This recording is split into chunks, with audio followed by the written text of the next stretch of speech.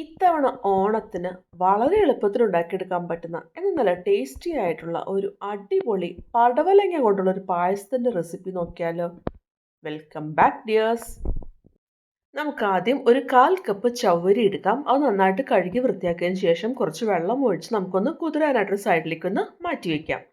ഇനി ഞാനിവിടെ ഒരു പടവലങ്ങ എടുത്തിരിക്കുന്നത്, ചെറിയ പടവലങ്ങ എടുത്തിരിക്കുന്നത്. അതിലുള്ള കുരുവൊക്കെ കളഞ്ഞ് പുറത്തുള്ള വെള്ള ഭാഗമൊക്കെ നന്നായിട്ട് കളഞ്ഞ് കഴുകി വൃത്തിയാക്കിയിട്ട് നമുക്ക് നന്നായിട്ടൊന്ന് ഗ്രേറ്റ് ചെയ്തിട്ടൊന്ന് എടുക്കാം. ഈ ഗ്രേറ്റ് ചെയ്തിട്ടുള്ള പടവലങ്ങ ഏകദേശം 1 കപ്പ് ഉണ്ടാവും കേട്ടോ. ഇനി നമുക്കൊരു പാനിലേക്ക് 1.5 ടീസ്പൂൺ നെയ്യ് ചേർത്ത് കൊടുക്കാം. ഈ നെയ്യ് ഒന്ന് ചൂടായിട്ട് വരുമ്പോൾ അതിലേക്ക് നമ്മൾ ഗ്രേറ്റ് ചെയ്ത് വെച്ചിട്ടുള്ള പടവലങ്ങ ചേർത്ത് കൊടുക്കാം. ഇനി നമുക്ക് ചെറുതീയിൽ വെച്ചിട്ട് ഈ പടവലങ്ങ നന്നായിട്ടൊന്ന് മൂപ്പിച്ചെടുക്കുകയാണ് വേണ്ടത്. ഈ നെയ്യിൽ കിടന്ന് നന്നായിട്ടൊന്ന് വഴന്ന് വരുമ്പോൾ ഏകദേശം ഒരു പകുതിയൊക്കെ നമുക്കൊന്ന് വെന്ത് കിട്ടും.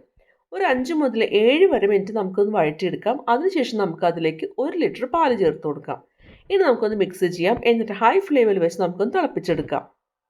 നിങ്ങളുടെ കയ്യിൽ കുങ്കുമപ്പൂ ഉണ്ടെന്നുണ്ടെങ്കിൽ അതിൽ നിന്നൊരു 3-4 സ്ട്രാൻഡ്സ് എടുത്ത് നമുക്ക് അതിലേക്ക് കുറച്ച് ചൂടുള്ള പാല് ചേർത്ത് ഒരു സൈഡിലേക്ക് ഒന്ന് മാറ്റി വെക്കാം. ഇപ്പോൾ നമ്മുടെ പാലൊക്കെ നന്നായിട്ട് തിളച്ചൊക്കെ വരുന്നുണ്ട്. നമുക്ക് ഇടയ്ക്കൊന്ന് ഇളക്കി കൊടുക്കാം. ഈ ഒരു സമയം കൊണ്ട് ഏകദേശം നമ്മുടെ പടവലങ്ങയൊക്കെ മുഴുവനായിട്ട് വെന്തൊക്കെ വന്നിട്ടുണ്ടാവും. ഇനി അതിലേക്ക് നമ്മൾ നേരത്തെ കുതിർത്ത് വെച്ചിട്ടുള്ള ചവ്വരി ഒന്ന് സെപ്പറേറ്റ് വേവിച്ചതിന് ശേഷം നമുക്ക് ചേർത്ത് കൊടുക്കാം. ഇനി ഒന്ന് മിക്സ് ചെയ്യാം.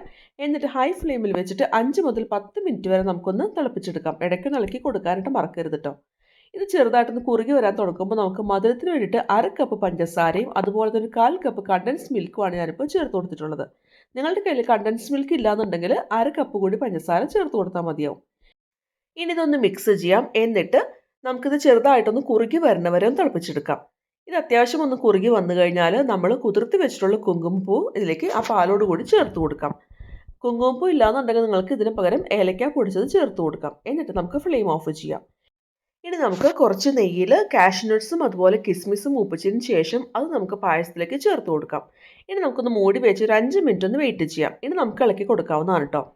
ഞാനിപ്പോൾ ഇത് ചൂടോട് കൂടി ഇളക്കുന്നത്. നിങ്ങൾ നന്നായിട്ട് ചൂടാറുന്നത് ഒരു വെയിറ്റ് ചെയ്യുകയാണെന്നുണ്ടെങ്കിൽ നല്ല കുറുകിയിട്ടുള്ള ഒരു പായസമായിരിക്കും കിട്ടുക. നല്ല ടേസ്റ്റി ആയിട്ടുള്ള വളരെ എളുപ്പത്തിൽ ഉണ്ടാക്കാൻ പറ്റുന്ന ഈ ഒരു പായസം എല്ലാവരും ട്രൈ ചെയ്യണേ.